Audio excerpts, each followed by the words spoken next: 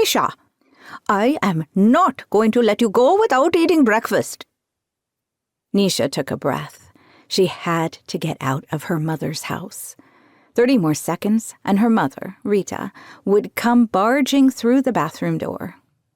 She smoothed the foundation she had just dabbed on her face with a sponge and ran her fingers over her forehead.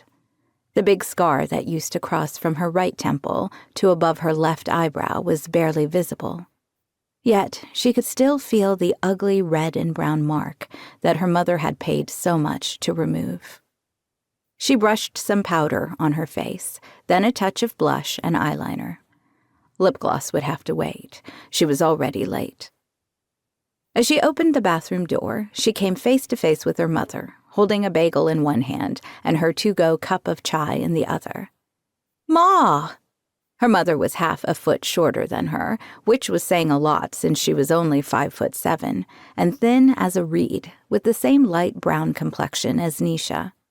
But that's where their similarities ended. Where Nisha had a generous, wide mouth, her mother's was thin.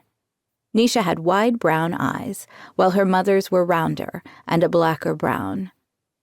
"How are you going to have the energy to give your presentation without food in your stomach?" Nisha sighed and took the cup and bagel. It was best not to argue.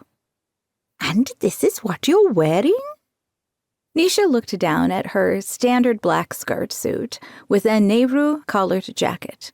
It was the same outfit she wore to every investor pitch meeting. "What's wrong with this?" "Arey, you look too stiff. You should wear a dress, something sexy, and put on lipstick." "Ma, I'm not going on a date. I'm trying to convince a very serious businessman to invest in my label."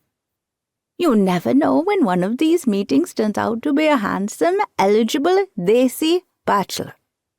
Nisha had lost count of the number of times she told her mother that she had no interest in marriage or dating.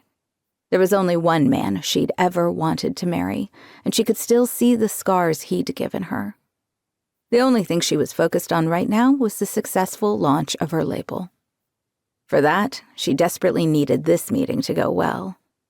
Her business partner and best friend, Jessica, had told her that this was the last investor who had agreed to take a meeting with them.